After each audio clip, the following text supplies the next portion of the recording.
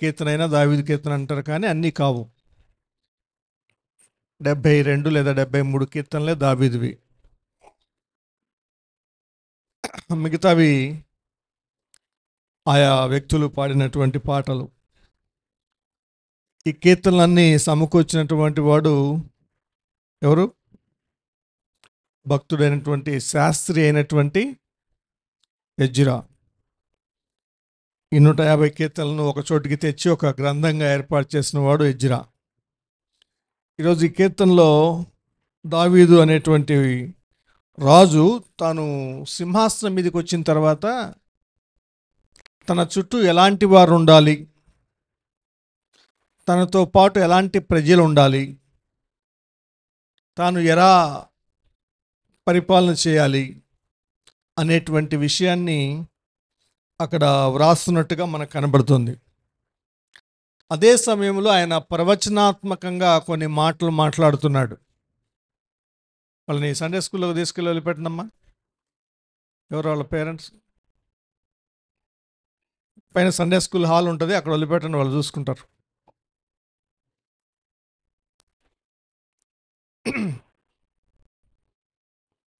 Right. తన చుట్టూ ఎలాంటి వాళ్ళు ఉండాలి? మొదట వచ్చిన దేవా, నేను కృపను గూర్చి న్యాయమును గూర్చి పాడుదును, యెహోవా నిన్ను కీర్తించదును.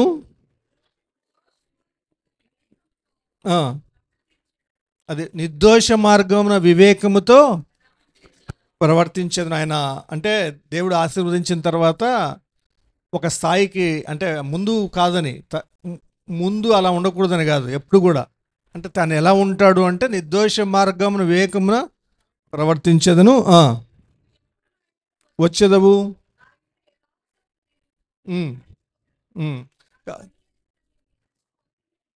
ఉంచుకొనను.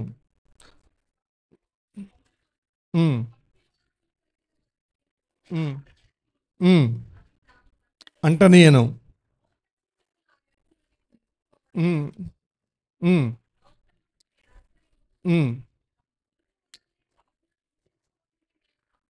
అంటే చూడండి ఎలా మాట్లాడుతున్నాడు. తాను ఎలా ఉంటాను, తన చుట్టుపక్కల ఉండేవాళ్ళు ఎలా ఉండాలి, ఈ రెండు రాస్తున్నాడు. ఈ కీర్తనలోని ప్రతి వచనాన్ని ఈరోజు మనం మాట్లాడబోవడం లేదు, కానీ ఇందులో ఒక వచనాన్ని ఈరోజు మనం దృష్టి కేంద్రీకరించబోతున్నాం. అది 6వ వచనం. నా యొద్ద నివసించినట్లు దేశంలో నమ్మకస్తులైన వారిని నేను కనిపెట్టుచున్నాను. Praise the Lord. హల్లెలూయా. ఈ మాట మీద మనము కేంద్రీకరించాలని దృష్టిని ఆశపడుతున్నాను. ఏంటయ్యా ఈ మాట యొక్క అర్థం? ఎవరన్నారు ఈ మాటను? ఎలా తీసుకోవాలి? ఏ కాలానికి సంబంధించినటువంటి మాట ఇది? ఏ సందర్భానికి సంబంధించినటువంటి మాట ఇది? నా యొద్ద అంటే ఎవరు? ఎవరి యొద్ద నివసించినట్లు? ఏ దేశంలో? రెండవది దేశంలో అన్నాడు కదా, ఏ దేశంలో? ఏం కలిగి ఉండాలంట? లక్షణం నమ్మకత్వం. కాబట్టి ఈ మాట ఇప్పుడు దావీదు మాట్లాడుతున్నప్పటికీ అనుకుంటున్నప్పటికీ ఇది ప్రవచనాత్మకమైన మాట అంటున్నాను కాబట్టి ఇది తండ్రి అయిన దేవుడు మాట్లాడుతున్నటువంటి మాటగా మనం తీసుకోవాలి. ఈ దృక్పథంలో, ఈ కోణంలో మనం ఆలోచించాలి. ఆ కాంటెక్స్ట్లో తండ్రి అయిన దేవుడు అంటున్నాడు, నా యొద్ద నివసించినట్లు. ఎవరి యొద్ద? దేవుని యొద్ద. నా యొద్ద నివసించినట్లు దేశములో నమ్మకస్తులైన వారు. దేశము అంటే ఇక్కడ ప్రపంచం అంతా. దేశము అంటే భూభాగం అంతా, ప్రపంచం అంతట్లో నమ్మకస్తులైన వారి, నమ్మకత్వము అనేటువంటి గుణలక్షణము కలిగినటువంటి వారిని నేను కనిపెట్టుచున్నాను. అది భావం. జాగ్రత్తగా ఆలోచిస్తే ఈరోజు ఈ ఆరాధన సమయంలో దేవుడు ఉదయకాల పిల్ల నేను వింటూ వచ్చాను ఆశ్రయపురాల గురించి. చివరి ఆశ్రయపురం యేసు ప్రభువే అని కన్క్లూడ్ చేశారు. అవి నమ్మదగినవి కావు కానీ ఇవి నమ్మదగినవి అని. కానీ ఈ భూమి మీద మనం ఎంతకాలం నివసించినప్పటికీ మన శాశ్వత స్థలం ఇది కాదు, మనకు తెలుసు. మనము యాత్రికులమును పరదేశులమునై ఉన్నాము, అది అందరికీ తెలుసు, ప్రతి ఒక్కరికి తెలుసు. అయినా కూడా ఇక్కడ ఇంకా కొంతకాలం ఉండాలని ఆశ ఉంటుంది. పౌలుకైతే ఆశ లేదు, బ్రతుకుట క్రీస్తే చావైతే లాభం. తొందరగా యేసయ్య దగ్గరికి వెళ్ళిపోవాలని ఆయనకు ఆశగా ఉండేది. ఎందుకంటే ఇక్కడ ఉండేది ఏంటో తెలుసు, యేసయ్య దగ్గర ఉండేది ఏంటో తెలుసు. కాబట్టి ఆయన అటువంటి మనస్సు కలిగినటువంటి వాడిగా కనపడుతున్నాడు. అయితే ఇక్కడ జాగ్రత్తగా ఆలోచిస్తే ఆయనకి ఒక శాశ్వతుడైనటువంటి దేవుడు ఉన్నాడు. ఆ దేవునికి ఒక రాజ్యం ఉంది. ఆ రాజ్యము భవిష్యత్తులో పౌరులతో నింపబడి ఉంటుంది, ప్రజలతో నింపబడి ఉంటుంది. ఆ నింపబడి ఉండేటువంటి ప్రజల కొరకు భూమి మీద ఏం చేశాడు అంటే, ఆయన పరలోక రాజ్యంలో డైరెక్ట్గా ప్రజల్ని సృష్టించలేదు. దేవుడు ముందుగా వారిని భూమి మీద పెట్టి కొన్ని సంవత్సరాల పాటు వారిని పరీక్షించి, ఏం పరీక్షించాడు? వారి యొక్క నమ్మకత్వాన్ని పరీక్షించి ఆ నమ్మకస్తులైన వారికి పరలోక రాజ్యంలో పదవులు ఇవ్వబోతున్నాడు. ఆమేన్, హల్లెలూయా. అధికారం ఇవ్వబోతున్నాడు. ఇప్పుడు ఈ కోణంలో ఆలోచించండి ఈ వచనాన్ని. కాబట్టి భూమి మీద చాలామంది మేము అనుకుంటామంటే, మనం అందరం కూడా చదువుకునేటప్పుడే పరీక్షలు, ఇంకా చదువు అయిపోయిన తర్వాత పరీక్షలు లేవు అనుకుంటున్నాం. జీవితంలో మనకు ఎదురయ్యేటువంటి ప్రతి సంఘటన, యేసుప్రభు నమ్మిన తర్వాత, రక్షకునిగా యేసుప్రభుని అంగీకరించిన తర్వాత మనకు ఎదురయ్యేటువంటి ప్రతి సంఘటన దేవుడు మనకు పెడుతున్నటువంటి ఒక పరీక్ష. అది గుర్తుపెట్టుకోవాలి. Praise the Lord. యాకోబు 1వ అధ్యాయం 2వ వచనం. యాకోబు పత్రిక 1వ అధ్యాయం 2వ వచనం నుంచి చూడండి. నా సహోదరులారా, మీ విశ్వాసమునకు కలుగు పరీక్ష ఓర్పును పుట్టించును. మళ్ళీ చదవమ్మా. నా సహోదరులారా, మీ విశ్వాసమునకు కలుగు పరీక్ష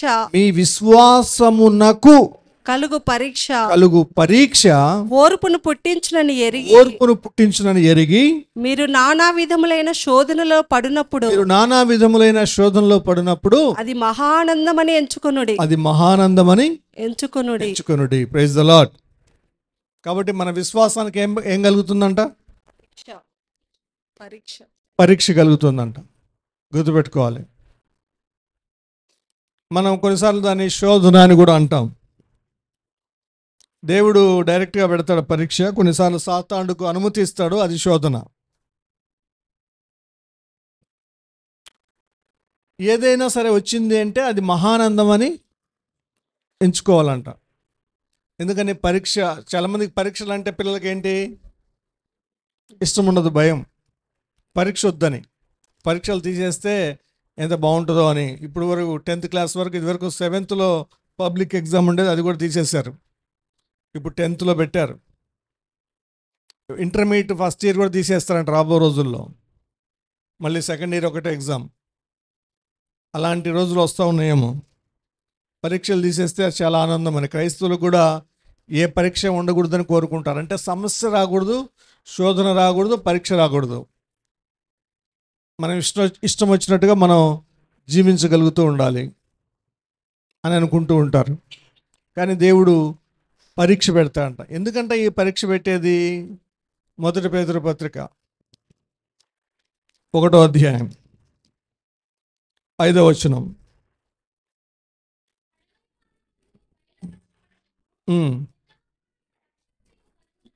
అక్కడ అదేనమ్మా, చూడండి. 5ఏనా? నశించిపోవు సువర్ణము 6 నుంచా 7వ వచనం. 7 చదవండి అమ్మా. నశించిపోవు సువర్ణము అగ్ని పరీక్ష వలన శుద్ధపరచబడుచున్నది కదా. నశించిపోచున్న సువర్ణము అగ్ని పరీక్ష వలన శుద్ధపరచబడుచున్నది కదా. శుద్ధపరచబడుచున్నది కదా. దానికంటే ఆ, అమూల్యమైన మీ విశ్వాసము దానికంటే అమూల్యమైన మీ విశ్వాసము ఈ శోధనల చేత పరీక్షకు నిలిచినదై శోధనల చేత పరీక్షకు నిలిచినదై యేసుక్రీస్తు ప్రత్యక్షమైనప్పుడు యేసుక్రీస్తు ప్రత్యక్షమైనప్పుడు మీకు మెప్పును ఏం కలుగుతుందంట? మెప్పు. ఈ పరీక్షలు ఊరికే పడట్లేదు. ఈ పరీక్షల్లో పాస్ అయిన వాళ్ళకి, గ్రేడ్లు సంపాదించుకున్న వాళ్ళకి, ఏ గ్రేడో, బి గ్రేడో, సి గ్రేడో, డి గ్రేడో వస్తున్నాయి కదా. మనకు కూడా ఇక్కడ భూమి మీద స్కూల్స్, కాలేజెస్, ఎడ్యుకేషనల్ ఇన్స్టిట్యూట్సే కాదు గ్రేడ్స్ ఇచ్చేది. ఈ జ్ఞానం ఇచ్చింది దేవుడే. పరలోక దేవుడు కూడా మనకు గ్రేడ్లు ఇస్తూ ఉంటాడు, ర్యాంకులు ఇస్తూ ఉంటాడు, మెడల్స్ సిద్ధం చేసుకుని ఉన్నాడు, క్రౌన్స్ కిరీటాలు సిద్ధం చేసి ఉంచాడు, బ్యాడ్జెస్ సిద్ధం చేసి ఉంచుంటాడు. రకరకాలైనటువంటి మెప్పు ఇవ్వడానికి కావలసినవన్నీ సిద్ధం చేసి ఉంచుంటాడు. అక్కడికి వెళ్తే మనం ఊహించినటువంటి వాటితో దేవుడు మనకు సత్కారం చేస్తూ ఉంటాడు. కొన్ని బయలుపరిచాడు, కిరీటాలు అనేవి బయలుపరిచాడు, అధికారాలు అనేవి బయలుపరిచాడు. అది గుర్తుపెట్టుకోవాలి. కాబట్టి మళ్ళీ మెప్పు దగ్గర నుంచి చదవండి. మెప్పును మహిమయు. ఏంటి మెప్పు తర్వాత మహిమయ? మెప్పు అంటే ఏంటి? యేసు ప్రభు మనల్ని పొగుడుతాడంట, మన పేరు పెట్టి పిలిచి మెచ్చుకుంటాడు. ఎలా మెచ్చుకుంటాడు? బల నమ్మకమైన దాసుడా అని చాలా చోట్ల ఉంది బైబిల్లో. మత్తయి సువార్తలో ఉంది, లూకా సువార్తలో ఉంది. లూకా 19:27 అమ్మా చూడండి ఒకసారి. 19:17, 27.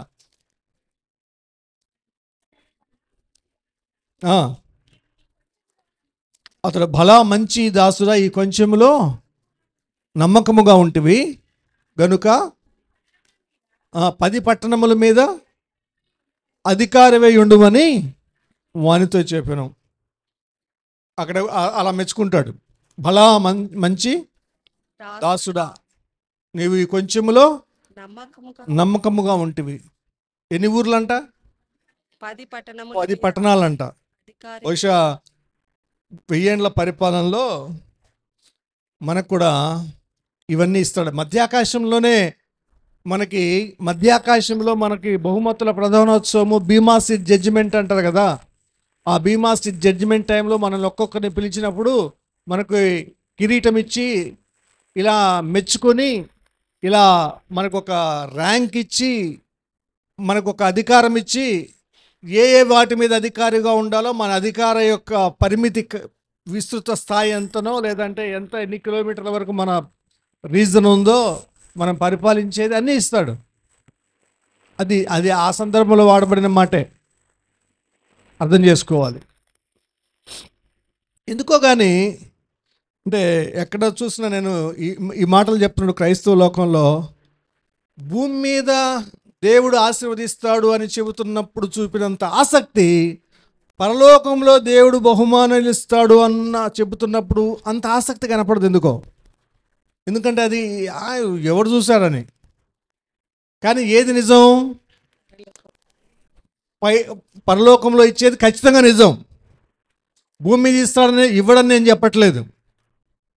అయితే ఇది భూమి మీద ఇచ్చేది తాత్కాలికం, పరలోకంలో ఇచ్చేది శాశ్వతం.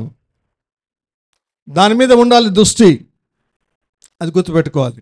మళ్ళీ ఇక్కడికి వద్దాం. పేతురుపత్రిక. మెప్పు, మహిమయు, ఘనతయు కలుగుటకు కారణమగును. ఘనతయు కలుగుటకు కారణమగును. ఏంటి? పరీక్ష. విశ్వాసానికి పెట్టేటువంటి ఈ పరీక్ష కారణమవుతుంది. కాబట్టి ఇప్పుడు అర్థం చేసుకోండి, ఈ పరలోకంలో మనం కిరీటాలు పొందాలి, పట్టణాల మీద అధికారిగా ఉండాలి, పరిపాలించాలి, సింహాసనం మీద యేసు ప్రభు పక్కన కూర్చోవాలి, అనేటువంటి ఆశ ఆసక్తి ఉంటే మనం కొన్ని పరీక్షల ద్వారా వెళ్ళాలి. మరి ఇప్పుడు పరీక్షలు కావాలా వద్దా? ఇది ప్రశ్న. చాలామంది ఏంటంటే వద్దని, కొంతమంది వచ్చినా కూడా చిన్న చిన్న పరీక్షలు పెట్టండి, ఈజీ టెస్టులు. మొన్న క్రిస్మస్లో పెట్టాం కదా, ఎంత టెన్షన్ పడ్డారో. ఈరోజు సాయంత్రం కూడా కొద్దిగా టెన్షన్ వస్తుంది, సరదాగా ఉంటుంది. అయితే ఒక్కటి కూడా తెలియని ప్రశ్న ఉండదు, అన్నీ తెలిసినవి ఉంటాయి. కానీ అర్థం చేసుకుంటే అవి అవసరం. అవి మనల్ని ఏం చేస్తాయంటే, నాకు నిన్న ఒక హ్యాండ్స్ సలహా ఇస్తుండే, మొన్న క్రిస్మస్ పేపర్ని మళ్ళీ ఒకసారి హఠాత్తుగా చెప్పకుండా పెడితే ఎన్ని మార్కులు వస్తాయి చూద్దామని. అప్పుడు కీ షీట్ ఇచ్చాము, పేపర్లు ఇచ్చి చదువుకున్నారు కదా, ఎంతమంది గుర్తున్నాయనని. ఇప్పటికీ దేవదూత మరియమ్మకి ఏ ఊర్లో కనిపించింది అంటే ఏం చెప్తారో? యోసేపుకి దేవదూత కల్లో ఏ ఊర్లో కనిపించింది? ఇలాంటి చిన్న చిన్న ప్రశ్నలు వేస్తే కొద్దిగా కన్ఫ్యూజ్ అవుతూ ఉన్నారు. ఎందుకో మరి, అంటే ఇన్ని సంవత్సరాల క్రైస్తవ్యం తర్వాత కూడా ఆలోచించాలి, ఒక ఏకాగ్రత పెట్టాలి, పరలోకంలో పొందబోయేటువంటి ఆ బహుమానం మీద దృష్టి పెట్టాలి, అది ఆలోచించాలి. సరే, దానికోసం మనకు పరీక్షలు అవసరము అని మనం ఇంతవరకు తెలుసుకుంటూ వచ్చాం వాక్యం ద్వారా. దాని కొరకు దేవుడు ఏం చేశాడు? అబ్రహాము అనే ఆయనకు పరీక్ష పెట్టాడు, నమ్మకత్వాన్ని టెస్ట్ చేయడం కొరకు. నేను ఆది మానవుడి గురించి లాస్ట్లో చెప్తానులేండి. ఆదాము కూడా పరీక్ష పెట్టాడు, అది ఆఖరిలో మాట్లాడుకుని క్లోజ్ చేసుకుందాం. అబ్రహాం దగ్గరికి వద్దాం. మొదట 22వ అధ్యాయం 1వ వచనం. ఆ సంగతులు జరిగిన తర్వాత దేవుడు అబ్రహామును పరిశోధించెను. దేవుడు అబ్రహామును పరిశోధించెను. ఎట్లనగా ఆయన అబ్రహామా అని పిలవగా అతడు చిత్తం ప్రభువా అనెను. అప్పుడు ఆయన, నీకు ఒక్కడే ఉన్న నీ కుమారుని అనగా నీవు ప్రేమించు ఇస్సాకును తీసుకొని, ఒక్కడైన నీ కుమారుని అని అంతటితో వదిలిపెట్టట్లా, అనగా నీవు ప్రేమించి నువ్వు ప్రేమించు ఇస్సాకును తీసుకొని మొరియా దేశమునకు వెళ్ళి అక్కడ నేను నీతో చెప్పబోవు పర్వతములలో ఒకదాని మీద దహన బలిగా అతన్ని అర్పించమని చెప్పాను. ఇది అబ్రహాంకు పెట్టినటువంటి పరీక్ష. ఇక్కడ ఇంకొక మన భాషలో చెప్పాలంటే, ఈరోజు మన అంశం ప్రకారం చెప్పాలంటే, అబ్రహాము యొక్క నమ్మకత్వానికి పెట్టిన పరీక్ష. ఇప్పుడు అబ్రహాం యొక్క టెస్ట్ ఎలా ఉంది? ఈజీగా ఉందా, క్రిటికల్గా ఉందా? చాలా తేలిగ్గా ఉందా, కష్టంగా ఉందా? చాలా కష్టమైన పరీక్ష కదా, చాలా కష్టమైన పరీక్ష. ఎందుకంటే లేక పుట్టిన కుమారుడు, వృద్ధాప్యంలో పుట్టిన కుమారుడు, వాగ్దాన కుమారుడు. అటువంటి కుమారుణ్ణి మళ్ళీ దహన బలిగా అర్పించమని అడుగుతూ ఉంటే ఇంకెలా ఉంటుంది అబ్రహాంకి? అబ్రహాము హృదయం ఎలా ఉంటుంది? అబ్రహాం మనస్సు ఎలా ఉంటుంది? అబ్రహాం ఆలోచన ఎలా ఉంటాయి? ఆ స్థానంలో నీవు నేను మనల్ని పెట్టుకొని చూడాలి. మనల్ని ఒకవేళ యేసు ప్రభు మనకు కూడా కల్లో కనబడి ఒక విలువైన దాన్ని, మనం దేన్నైతే ఎక్కువగా ప్రేమిస్తున్నామో దాన్ని నాకు ఇవ్వు అని అడిగితే ఇచ్చేయగలమా? మనం బాగా ప్రేమించేది ఎప్పుడన్నా మీరు ఆలోచించారా? నేను దేన్ని మొదటగా బాగా ప్రేమిస్తున్నాను దేవుని తర్వాత? Next God. దేన్ని ప్రేమిస్తున్నాం మనం? భార్యాభర్తల్లో ఒకరంటే ఒకరా? పిల్లలనా? విలువైనటువంటి ఆస్తినా? ఉద్యోగాన్నా? మన శరీరాన్ని మనమే మొదట ప్రేమిస్తున్నామా? ఏదో ఉంటుంది ప్రతి ఒక్కరికి ఒకటి. ఎప్పుడన్నా పరీక్షించుకున్నారో లేదో? దాన్నే ఒకవేళ దేవుడు అడిగితే నాకు సమర్పించమని అడిగితే కాదు, దేవుడు అడిగేది అలాంటివే. ఆమేన్. ఎందుకంటే కొన్నిసార్లు ఏం చేస్తామంటే, దేన్నైతే మనం ప్రేమిస్తున్నామో దాన్ని, ఆ ప్రిఫరెన్స్ దేవుడి తర్వాత కాకుండా దేవుడితో సమానంగా ప్రేమిస్తాం. ఇంకొద్దిగా కొన్నిసార్లు కంఫర్ట్ జోన్లోకి వెళ్ళిపోతే దేవుని కంటే కొంచెం ఎక్కువగా దాన్నే ప్రేమిస్తాం. అప్పుడు దేవుడు పరీక్షిస్తాడు. ఎందుకు పరీక్షిస్తాడు అంటే ఇక్కడ ఒక లాజిక్ అర్థం చేసుకోవాలి. దేవునికి హృదయ రహస్యాలు ఎరిగిన వాడు దేవుడు. పరీక్ష పెడితే మనం గెలుస్తామో ఓడతామో దేవునికి తెలుసా తెలీదా? తెలుసు కదా. ఇప్పుడు చాలామంది టీచర్లకి పిల్లల యొక్క సంగతి ఏంటో తెలుసు, కానీ పెడతారు. అలాగే దేవుడు కూడా మన సంగతి ఏంటో బాగా తెలుసు. పాస్ అవుతామా ఫెయిల్ అవుతామా తెలుసు. ఇప్పుడు కొన్నిసార్లు కొన్ని శోధనలు వస్తూ ఉంటాయి. ఆ శోధనలు వచ్చినప్పుడు తెలుసు, కానీ అది మనకు తెలియాలని పరీక్ష పెడితే ముందు ఏమనుకుంటామంటే మనం చాలా గొప్పవాళ్ళం అనుకుంటూ ఉంటాం. చాలామంది మాట్లాడుతూ ఉంటారు కదా, నేను అంతా నేను ఇంత అని, నాకు అంత జ్ఞానం ఉంది ఇంత జ్ఞానం ఉంది అని, అంత శక్తి ఉంది ఇంత సామర్థ్యం ఉంది ఇన్ని తెలివితేటలు ఉన్నాయని. కానీ పరీక్షలు వచ్చి పరీక్షలు పెట్టిన తర్వాత కానీ నిజ రూపం బయటపడదు. అలాగే మనకు కూడా మన సామర్థ్యం ఎప్పుడు తెలుస్తుంది? మన నిజస్థితి, మన యథార్థ స్థితి, మన అంతరంగిక స్థితి, మన నైజము, మన స్వభావము ఎప్పుడు బయటపడుతుందంటే పరీక్ష పెడితేనే. అది మనకు కూడా అర్థం కావాలి. మనకే దేవునికి ముందే తెలుసు, కానీ మనది మనకి బాగా అర్థం కావడానికి దేవుడు పరీక్షలు పెడతా ఉంటాడు. అలా అబ్రహాము కూడా పరీక్ష పెట్టబడింది. అబ్రహాము ఆ తెల్లవారిన వెంటనే ఏమి మారు మాట్లాడకుండా, ఎవరితో డిస్కస్ చేయకుండా, కళ్ళమ్మటి నీళ్లు పెట్టుకోకుండా, క్రిందపడి దొర్లాడి ఏడవకుండా, దేవుణ్ణి దూషించకుండా, దేవుణ్ణి శపించకుండా, గొణగకుండా, సనగకుండా పొద్దున్నే కుమారుణ్ణి సిద్ధపరచుకొని, పనివారిని సిద్ధపరచుకొని, కట్టెలు సిద్ధపరచుకొని మోరియా పర్వతం మీదకి వెళ్ళిపోయాడు. పరీక్షలో పాల్గొనడానికి ఏవేవి అవసరమైతే అవన్నీ సిద్ధం చేసుకుని వెళ్ళిపోతా ఉన్నాడు. భయపడి పారిపోవట్లేదు. యువతలకు అతన్ని రప్పించి అతనికి అబ్రహాము అని పేరు పెట్టిన వాడవు నీవే. అప్పుడు మళ్ళీ అతడు అన్నాడు. కాబట్టి ఎవరు అక్కడ?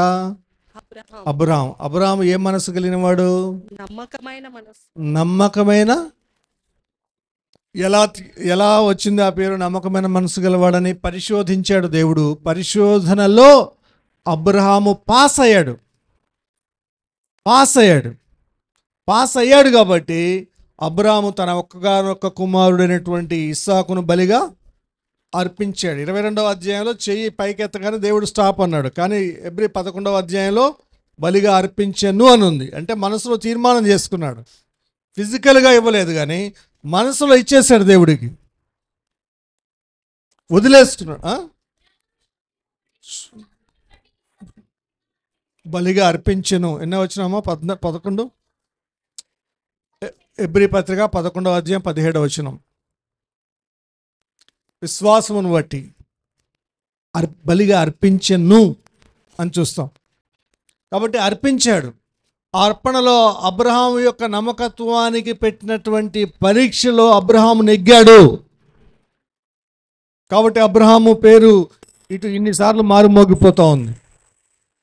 అబ్రహాం, అందుకే బైబిల్లో 2930 పేర్లుంటే నేను ఈరోజు కొంతమంది పేర్లు చెప్తాను.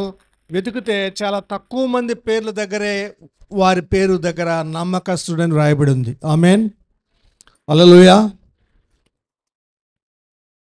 బైబిల్లో మొత్తం మనుషుల పేర్లు 2930 ఉంటాయి. అందులో ఒక 7-8 మంది 10 లోపు పేర్ల ముందు నమ్మకస్తుడు నమ్మకస్తుడు నమ్మకస్తుడు అని రాయబడ్డాయి. ఈరోజు మొదటి పేరు మనం అబ్రహాం దగ్గర చూస్తున్నాం. అబ్రహాం నమ్మకస్తుడు. రెండవ పేరు దగ్గరికి వెళ్దాం. రెండవ పేరు సంఖ్యాకాండం 12వ అధ్యాయం 7వ వచనం. సంఖ్యాకాండం 12వ అధ్యాయం 7వ వచనం. Praise the Lord. ఎవరంట అతడు అనేది? Moshe. Moshe. Moshe. Praise the Lord. Hallelujah. ఈ 12వ అధ్యాయంలో మోషే గురించి 2 అద్భుతమైన మాటలు ఉంటాయి. మిక్కిలి సాత్వికుడు. సాత్వికుడు 3వ వచనం కదమ్మా. అవును. మోషే భూమి మీద ఉన్న వారందరిలో మిక్కిలి సాత్వికుడు. సాత్వికుడు. ఒక పొగడ్త దేవుని దగ్గర నుంచి మెప్పు. 7వ వచనంలోనేమో నమ్మకమైన వాడు. మోషే నా నా ఇల్లంతటిలో నమ్మకమైన వాడు. నమ్మకమైన వాడు. ఎవరితో మాట్లాడుతున్నాడు ఈ మాట? అక్కడ ఏ సందర్భం? మోషే కూషు దేశపు స్త్రీని వివాహం చేసుకున్నాడు అని మిరియాము అహరోను అతని మీద గొడవపడ్డారు. ఆ సందర్భంలో దేవుడు వారితో మాట్లాడడానికి వారిని పిలిచాడు. అప్పుడు ప్రత్యక్ష గుడారపు వాకిటి ద్వారము దగ్గర దేవుడు దిగివచ్చి వారితో మాట్లాడుతున్నాడు. ఆ సందర్భంలో చెప్పాడు, మోషే నా ఇల్లంతటిలో నమ్మకమైన వాడు. నమ్మకమైన వాడు, మిక్కిలి సాత్వికుడు అని. ఎంత మెప్పో చూడండి. మనము ఈయన భూమి మీదే ఇంతగా పొగడబడితే పరలోకంలో ఎంతగా పొగడబడతాడు? ఏ ర్యాంక్ వస్తుందో మోషేకి, అబ్రహాంకి. భూమి మీదనే అంతగా పొగడబడుతున్నారు అంటే ఈరోజు ఇక్కడ మనం అర్థం చేసుకోవాలి. ఇల్లంతటిలో అంటే అక్కడ అర్థం ఏంటంటే అప్పచెప్పినటువంటి ప్రతి బాధ్యతలో అని. అప్పచెప్పినటువంటి ప్రతి బాధ్యతలో మోషే నమ్మకమైన వాడు. అక్కడ ఇంకో మాటలో చెప్పాలంటే గృహ నిర్వాహకుడు అని. ఈ 1 కొరింథీ 4వ అధ్యాయం 2వ వచనం చూడండి ఒకసారి. 1 కొరింథీయులకు రాసిన పత్రిక 4వ అధ్యాయం 2వ వచనం. 1 కొరింథీయులకు రాసిన పత్రిక 4వ అధ్యాయం 2వ వచనం.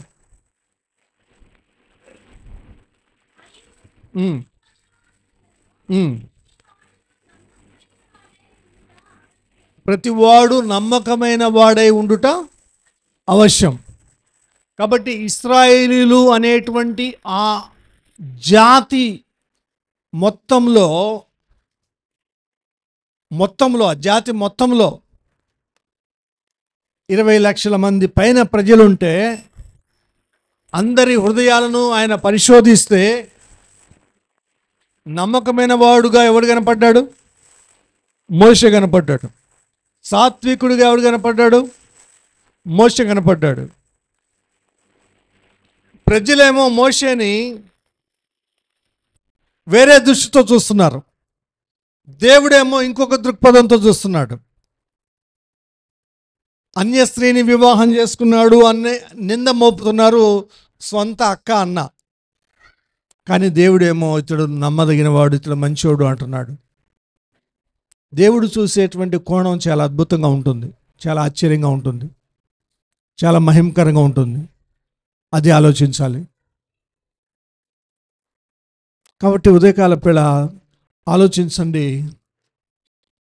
దేవుడు అప్పచెప్పినటువంటి పనిని నమ్మకంగా, యథార్థంగా, సంపూర్ణంగా, విధేయతతో చేయడం మొదలు పెడితే దాన్ని దేవుడు మెచ్చుకుంటాడు.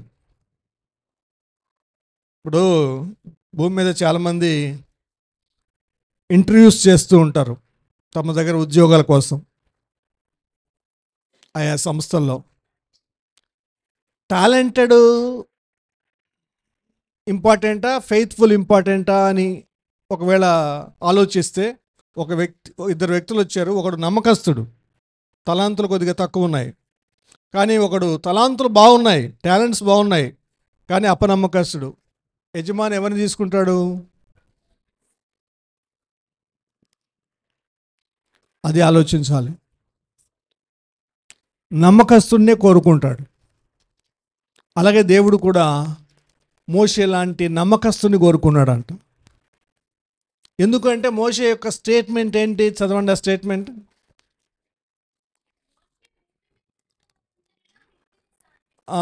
నేను స్టేట్మెంట్ ఏం చదవమన్నానంటే, మోషే ఒక స్టేట్మెంట్ ఇచ్చాడు హెబ్రీ పత్రికలో 11వ అధ్యాయం 24వ వచనం. ఎబ్రీ పత్రిక 11వ అధ్యాయం 24వ వచనంలో దేవుని గురించి, దేవుని రాజ్యాన్ని గురించి, 24వ వచనం, ఈ లోకాన్ని గురించి ఒక స్టేట్మెంట్ ఇచ్చాడు. తన డెసిషన్ ఇంపార్టెంట్, తన జీవితం అంతట్లో లైఫ్లో ఇంపార్టెంట్ స్టేట్మెంట్ అది. మోషే పెద్దవాడైనప్పుడు మోషే పెద్దవాడైనప్పుడు విశ్వాసమును బట్టి ఆ, ఐగుప్తు ధనము కంటే క్రీస్తు విషయమైన నింద గొప్ప భాగ్యమని ఎంచుకొని ప్రైజ్ ది లార్డ్. ఏది చూజ్ చేసుకున్నాడు? ఐగుప్తు ధనము కంటే ఐగుప్తు ధనము కంటే క్రీస్తు విషయమైన నింద గొప్ప ఎంత గొప్ప భాగ్యమని, అల్పకాలము అల్పకాలము పాపభోగము పాప భోగములు అనుభవించుట అనుభవించుట కంటే దేవుని ప్రజలతో శ్రమ అంటే అనుభవించుట. ఇక్కడ రెండు కంపారిజన్ చూడండి. అక్కడేమో ఐగుప్తు ధనము, అల్పకాల పాప భోగములు అవన్నీ వద్దు, క్రీస్తు విషయమైన నింద కావాలి. ఇంకా తర్వాత దేవుని ప్రజలతో శ్రమ అనుభవించుట మేలని యోచించి మేలని ఎంచుకొని, శ్రమ అనుభవించుట మేలని ఎంచుకొని, ఇది ఇంపార్టెంట్. లేదా ఇప్పుడు పెళ్లి ప్రకటన, పెళ్లి వాగ్దానాలలో ఏముంటుంది?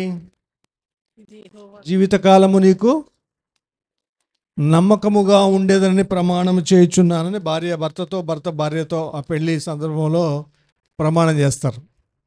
ఆ మాట వాడతారు, నమ్మకముగా ఉండునని. కొంతమంది ఉంటారు, కొంతమంది ఉండరు. కానీ అలాగే యేసు ప్రభు దగ్గరికి మనం రక్షింపబడిన సప్పుడు మనం చేసేటువంటి వాగ్దానం కూడా అదే అయి ఉండాలి. జీవితకాలం నేను నమ్మకంగా ఉంటాను. మనం మామూలుగా ప్రశ్నలు అడుగుతాం బాప్తిస్మం ఇచ్చేటప్పుడు.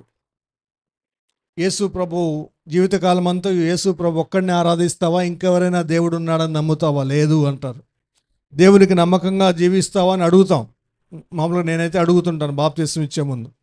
ఇంకెవరైనా ప్రేరేపించి దేవుడు వేరే అని చెబితే వెళ్తావా అంటే నేను వెళ్ళను, యేసు ప్రభే దేవుడు అని చెప్తే, అలాంటి కొన్ని ప్రశ్నలకు సరైన సమాధానం ఇచ్చినప్పుడు ముందుకు వెళ్తాం. అలాంటి వాగ్దానం చేసినప్పుడు అలాగే జీవితకాలం కూడా దేవునికి నమ్మకంగానే ఉండాలి. మన నమ్మకత్వాన్ని ప్రతి విషయంలో, అది చిన్నది కావచ్చు, పెద్దది కావచ్చు, ప్రతి విషయంలో దేవుడు చూస్తూనే ఉంటాడు. అది ఉద్యోగం విషయంలో అయి ఉండొచ్చు, అది మన దేవుడి చేతికి అప్పచెప్పినటువంటి ఏ పని అయినా అయి ఉండొచ్చు. అన్నిటినీ కూడా పరీక్షిస్తూనే ఉంటాడు. ఆ స్థితిలోకి మనం జాగ్రత్తగా ఉండాలి. ఇక మూడవది వ్యక్తి. 105వ కీర్తన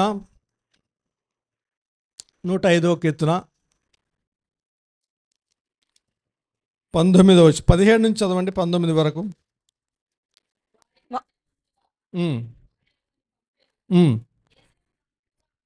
యోసేపు దాసుడిగా అమ్మబడెను.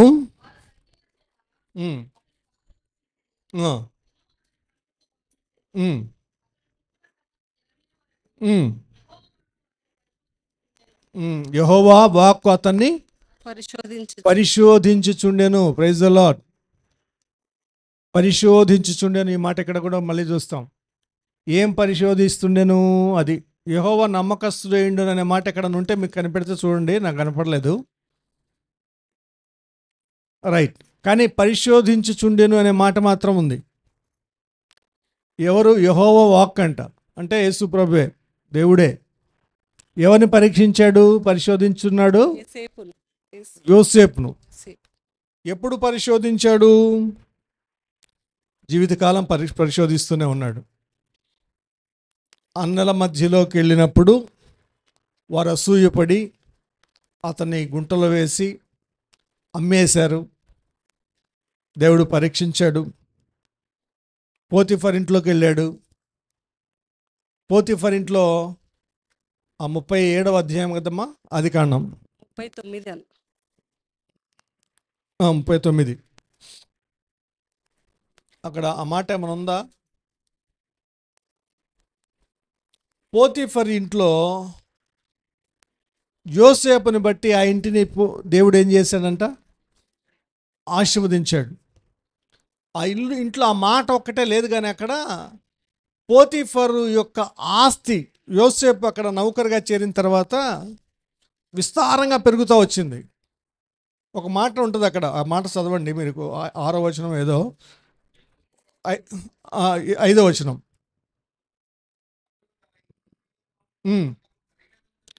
అతడు తన ఇంటి మీదను తనకు కలిగినంతటి మీదను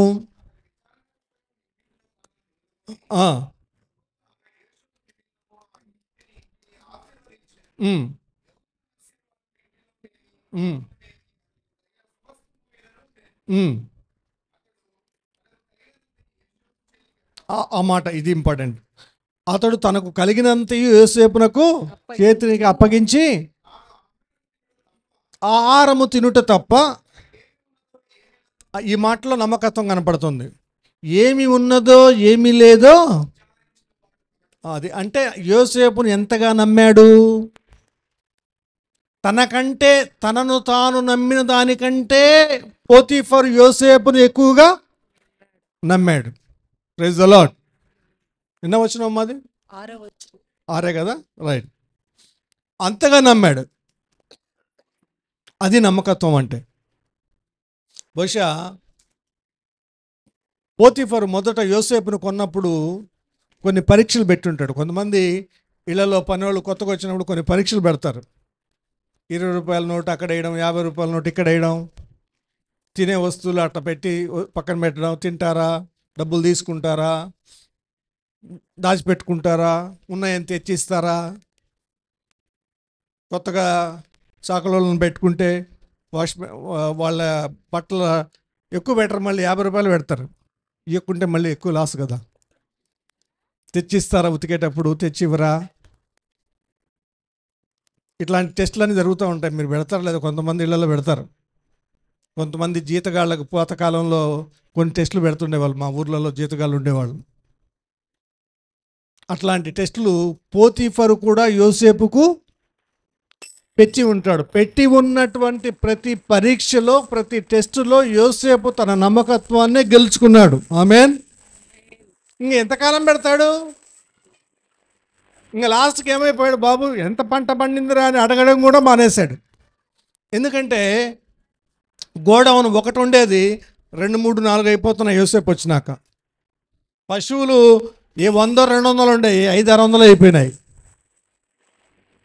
విస్తారంగా పెరిగిపోతూ ఉంది ఆస్తి, పోతీఫర్ యొక్క ఆస్తి, బికాజ్ ఆఫ్ జోసెఫ్. ఇంకా అడగడం మానేశాడు. నమ్మకత్వంలో పోతీఫర్ యోసేపు నిలబడ్డాడు. దేవుని బ్యాలెన్స్లో కూడా యోసేపు నిలబడ్డాడు, పరిశోధించాడు. ఆ తర్వాత సరే, అక్కడ భార్య విషయంలో కూడా ఇంకొక టెంప్టేషన్ దేవుడు అనుమతించాడు. సాతాను పోతీఫర్ భార్యను గిల్లింది, ఆమె వచ్చి యోసేపును శోధించింది. దేవుడు అనుమతించాడు, కానీ పరిశోధనలో అక్కడ కూడా యోసేపే గెలిచాడు. జైల్లో పడ్డాడు, జైల్లో కూడా గొనగలేదు, సనగలేదు, గెలిచాడు. యోసేపుకు వచ్చినటువంటి ప్రతి పరీక్షలో యోసేపు గెలిచాడు. ఆమేన్. నమ్మకత్వంలో గెలిచాడు. దేవునికి స్తోత్రాలు, దేవునికి మహిమ. 4వ వ్యక్తి, టైం అవుతుంది. దానియేలు 6:3. దానియేలు గ్రంథం 6వ అధ్యాయం 3వ వచనం.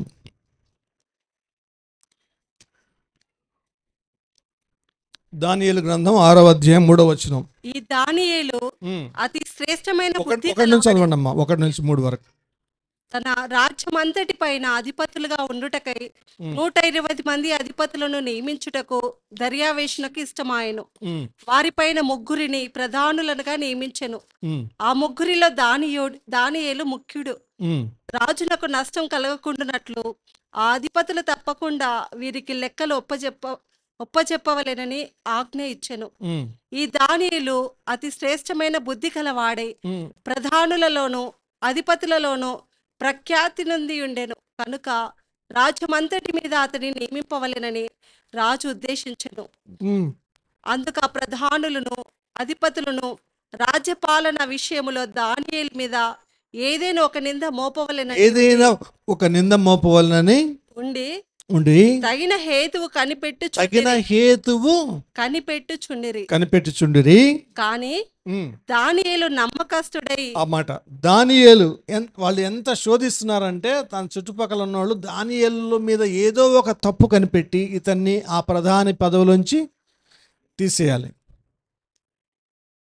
దేశం అంతటి మీద అధ్యక్ష పదవి ఇవ్వాలనుకున్నాడంట రాజు. అతను ఎలాగైనా సరే నింద మోపితే ఆ పదవి రాదు అని చుట్టుపక్కల వాళ్ళు ఆ అధికారం కలిగినటువంటి వాళ్ళే ప్రయత్నం చేశారు. కానీ అమ్మాట దానియేలు నమ్మకస్తుడై ఏ నేరమైనను ఏ తప్పైనను చేయువాడు కాడు. Praise the Lord. దానియేలు ఏ నేరమైనను ఏ తప్పైనను చేయువాడు కాడు. అంత అధికారం ఇచ్చిన తర్వాత ఇంకా అధికారము దుర్వినియోగం చేయకుండా ఎవరైనా ఉంటారు. అధికారం చాలామందికి వచ్చిన తర్వాత ఏదో ఒక దాంట్లో ఫేవరిజం అన్న చూపుతారు, పక్షపాతం చూపుతారు, ఏదో ఒకటి దాంట్లో తప్పిపోవడానికి ప్రయత్నం చేస్తూ ఉంటారు కొంతమంది. కానీ దానియేలు ఎక్కడ కూడా ఏ విషయంలో కూడా ఎంత పరిశోధించినా, ఎంత పరీక్షించినా, ఎంత కనిపెట్టినా, ఎంత విచారించినా ఒక్క తప్పు కూడా దానియేలు చేసిన వాడు కాదంట. నమ్మకస్తుడై ఉన్నాడంట దానియేలు. పరిశుద్ధాత్మ దేవుడు దానియేలు గురించి వ్రాయబడినటువంటి మాట. అంత అధికారము పదవి వచ్చిన తర్వాత మనమైతే ఆ స్థితిలో ఉండగలుగుతాం అంత నమ్మకంగా? ఆలోచించాలి. ఆ పరీక్షలో అలా ఇంకా ఆ పరీక్షలో గెలిచినందుకు దానియేలుకి ఇంకొక పెద్ద పరీక్ష వచ్చింది. ఇప్పుడు ఏంటి ఆ పరీక్ష? దానియేలు సింహాల గుహలు ఎందుకు వేశారు? రాజుకు తప్ప వేరెవరికి మనవి చేయకూడదు. కానీ దానియేలు 10వ వచనంలో చూస్తే 6:10లో దానియేలు ముమ్మారు ప్రార్థన చేశాడు. ప్రార్థన చేసేసరికి ఆజ్ఞ ప్రకారం, రాజు ఇచ్చినటువంటి ఆజ్ఞ ప్రకారం, ఆ తర్వాత కదా ఫస్ట్ మనుషుల ద్వారా వచ్చింది శోధన, తర్వాత రాజు ద్వారా వచ్చింది శోధన. కాబట్టి టెస్టులు ఏం చేస్తాయంటే FA1లో అయిపోయిన తర్వాత SA1లో వస్తాయి. రాకుండా ఏం బావు. క్వార్టర్లీలు అయిపోయినాయి, హాఫర్లు అయిపోయినాయి, ప్రీపెయిన్లు అయిపోయిన తర్వాత యాన్యువల్ ఎగ్జామ్స్ వస్తాయి. యాన్యువల్ ఎగ్జామ్స్ వాటిలో పాస్ అవుతూ ఉంటే నెక్స్ట్ ప్రమోషన్ ఉంటుంది. ఆ స్థితికి రాగలగాలి. అక్కడ కూడా దానియేలు నమ్మకస్తుడై తన ప్రార్థన చేయడం మానలేదు. కాబట్టి సింహాల గుహలో భయపడ్డాడు. అక్కడ దానియేలు సింహాలు ఏమీ చేయలేదు. ఏ రాజు అయితే ఆజ్ఞ ఇచ్చి వేయించాడో అదే రాజు బయటకు తీసుకొచ్చి సన్మానించాడు. అదే రాజు ఒక ఆజ్ఞ ఇచ్చాడు, దానియేలు దేవుడే జీవము గల దేవుడని. ఆమేన్, హల్లెలూయా. దానియేలు యొక్క నమ్మకత్వం రాజును దానియేలు దేవుణ్ణి సేవించేలా చేసింది. Praise the lord. దర్యావేష్ రాజుని. ఇంకొంతమంది ఉన్నారు, మన టైం అవుతుంది, ఊరికే వాక్యాలు మాత్రం చదువుదాం. రైట్. మొదటి కొరింథీ 4:17. మొదటి కొరింథీయులకు రాసిన పత్రిక 4వ అధ్యాయం 17వ వచనం.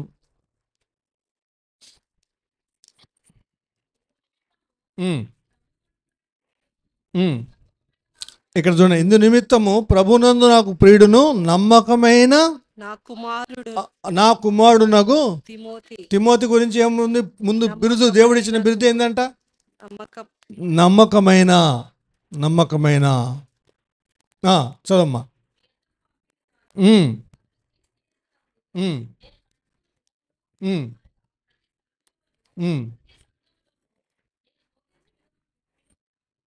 Praise the Lord. నమ్మకమైన వాడిని పంపిస్తున్నాను. తిమోతి ఎవరంట? నమ్మకమైన వాడు. తిమోతి నమ్మకమైన వాడు, నా మంచి కుమారుడు, నా నిజమైన కుమారుడు అని తిమోతి గురించి మాట్లాడుతుంటాడు. తర్వాత ఎఫెసీయులకు రాసిన పత్రిక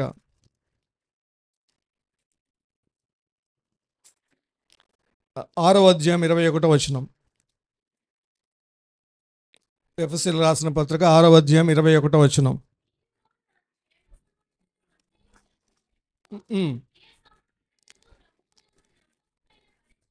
ప్రభునందు నమ్మకమైన పరిచారకునకు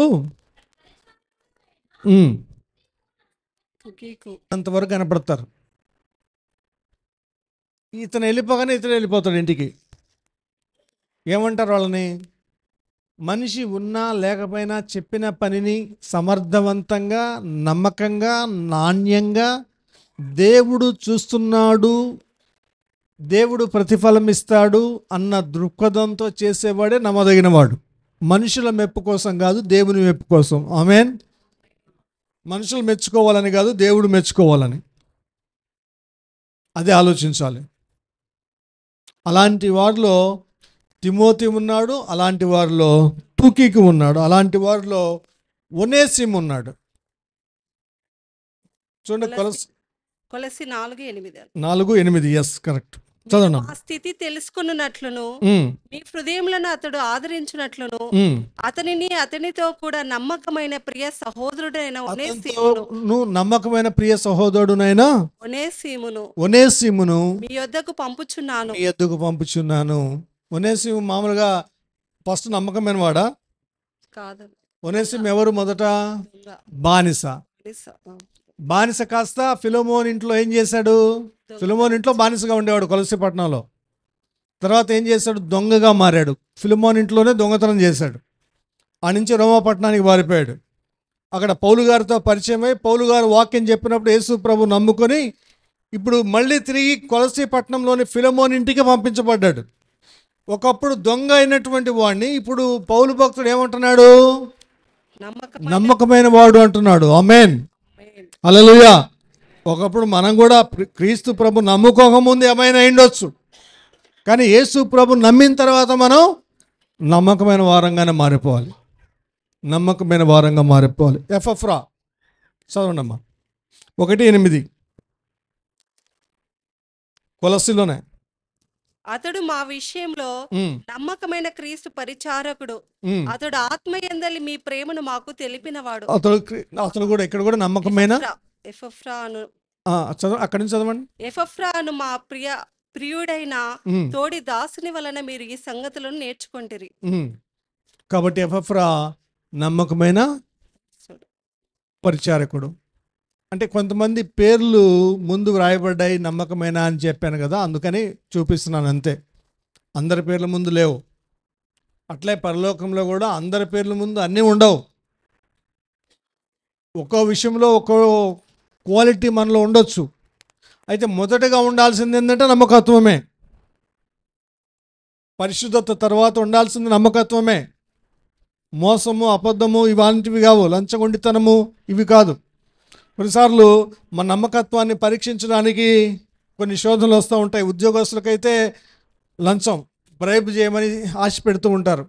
ఇప్పుడు రిజిస్ట్రేషన్ ఆఫీస్, ఏ ఆఫీస్లోనే వర్క్ చేయండి, కొన్ని కంపల్సరీ తీసుకుంటారు. ఇప్పుడు నేనే ప్రోడక్ట్ చేసిన తర్వాత ఆ చేసినటువంటి కంపెనీ వాళ్ళు, ఇంజనీరు, ఆ చేసినటువంటి వ్యక్తులు పరీక్షిస్తారు మొదటగా. అలాగే ఏం చేశాడు? ఆదామును కూడా దేవుడు ఏం చేశాడు? పరీక్షించాడంట. ఎందుకు అంటే ఈ పరీక్ష పెట్టాడంటే తన దగ్గర 1000 కోట్ల సంవత్సరాల నుంచి ఆరాధిస్తున్నటువంటి లూసిఫరే ఏం చేశాడు? నమ్మకత్వాన్ని కోల్పోయి ఏం చేశాడు? నేను దేవునితో సమానుగా చేసుకున్న సర్వోన్నతుని కంటే గొప్పవాడిని అవుదునని తనను తాను హెచ్చించుకున్నాడు. అలా హెచ్చించుకోవడాన్ని బట్టి ఓహో, ఇంత ప్రాధాన్యత ఇస్తే, ఇంత ప్రాముఖ్యత ఇస్తే, ఇంత స్థానాన్ని ఇతనికి ఇస్తే అని లూసిఫరే పడిపోయాడు కదా. నేను నిర్మించిన వ్యక్తి శాశ్వత కాలం నిత్యత్వములో ఉండి నేను ఇవ్వబోయేటువంటి రాజ్యాన్ని పరిపాలించాలి. ఆ పరిపాలించబోయే రాజ్యాన్ని పరిపాలించే వ్యక్తికి భూమి మీద పరిపాలించడానికి కొంత సమయాన్ని ఇస్తాను ఇదిగో అని అన్ని సమకూర్చి పెట్టాడు. ఒక ఆయన అంటాడు, ఒక పండితుడు ఏమంటా అంటే ఆదామును తయారు చేసినప్పుడు న్యూట్రల్గా పెట్టాడంట. పాపిగా పెట్టలేదు, పరిశుద్ధుడిగా పెట్టలేదు, న్యూట్రల్ మ్యాన్గా పెట్టాడు, న్యాచురల్ మ్యాన్గా పెట్టాడు. పరీక్ష పెట్టాడు. పరీక్షలో ఆదాము పాపిగా మారిపోయాడు. ఒకవేళ జీవవృక్ష ఫలాన్ని తిని ఉంటే పరిశుద్ధుడిగా మారిపోయి ఉండేవాడు. పరీక్ష లేకుండా ఏ మానవుడు లేడండి భూమి మీద. కాబట్టి ఈ ఉదయకాల వేళ నీకు, నాకు, మనకి వచ్చి ఏ పరీక్షలోనైనా అది దేవుని ఆ వెనకాల దేవుని పరీక్ష పెడుతున్నాడేమో, దేవుడు అనుమతించాడేమో. దానిలో మనం జయం పొందాలి, దానిలో మనం సక్సెస్ కావాలి, దీంట్లో నేను నిలబడాలి. నా పరీక్షలు వచ్చినప్పుడు దేవుని జ్ఞానం అడుగుతాం, మా పరీక్షలు రాసేవాళ్ళు అయితే. అలాగే మనకు పరీక్షలు వచ్చినప్పుడు దేవుని సామర్థ్యాన్ని అడగాలి. అయ్యే ఈ పరీక్షలో నేను అపజయం పాలు కాకుండా విజయం పొందేటట్లు కావాల్సిన శక్తి సామర్థ్యాలు నాకు దయచేయండి, జ్ఞానము నాకు దయచేయండి, నిలబడగలిగేటువంటి పరిశుద్ధత నాకు, శోధన వస్తుందనుకో, నిలబడగలిగే పరిశుద్ధత నాకు దయచేయండి, పౌరుషం, దేవుని కొరకు నిలబడగలిగేటువంటి పౌరుషం నాకు దయచేయండి అని పరిశుద్ధాత్మ దేవుడిని అడిగితే, పరిశుద్ధాత్మ దేవుడు మన ప్రక్కన ఉండి మనల్ని బలపరిచి, తన యేసు ప్రభు పునరుద్ధాన బలముతో బలపరిచి పరీక్షలో పెట్టిన దేవుడే పరీక్షలో విజయం కలిగేలా సాయం చేస్తాడు. ఆమేన్. నాకు ఇంటర్మీడియట్లో నాకు కామర్స్ అంటే చాలా ఇష్టం. కామర్స్లో మంచి మార్క్స్ వచ్చాయి, సివిక్స్లో కామర్స్లో ఎప్పుడు క్లాస్ ఫస్ట్ వస్తుండేవాడిని. నేను 10th ఫెయిల్ కానీ ఇంటర్మీడియట్లో చాలా బాగా చదివాను, బుద్ధి వచ్చి. అప్పుడు commerce sir second year commerce paper చాలా టఫ్ వచ్చింది, నాకు గుర్తుంది. కామర్స్ సార్ వచ్చి అట్లా భుజం తట్టి వెళ్ళిపోయాడు. ఫస్ట్ మార్క్స్ వచ్చాయి, దేవునికి స్తోత్రాలు. ఆ ఆదరణ ఏం చేస్తుందంటే ఎక్కడ లేని బలాన్ని తెచ్చిపెడుతుంది, పౌరుషాన్ని తెచ్చిపెడుతుంది. నిలబడాలి, గెలవాలి, పరీక్షలో ఎక్కువ మార్కులు పొందాలి, మెప్పు పొందాలి. ఖచ్చితంగా దేవుడు సాయం చేస్తాడు. కాబట్టి ఈరోజు 101వ కీర్తన 6వ వచనంలో, దేశంలో తన యుద్ధ నివసించినట్లు నమ్మకస్తులైన వారి కొరకు నేను కనిపెట్టుచున్నాను. కాబట్టి నీవు నమ్మకస్తుడువా కాదా, దేవుడు కనిపెడుతున్నాడు. ఆ నమ్మకత్వాన్ని బట్టి పరలోకంలో మెప్పు, ఘనత, బహుమానం ఉంటాయి. ఈ దేవుడు అట్టి కృప మనకు అనుగ్రహించును గాక. తల వంచుదాం, కళ్ళు మూసుకుందాం.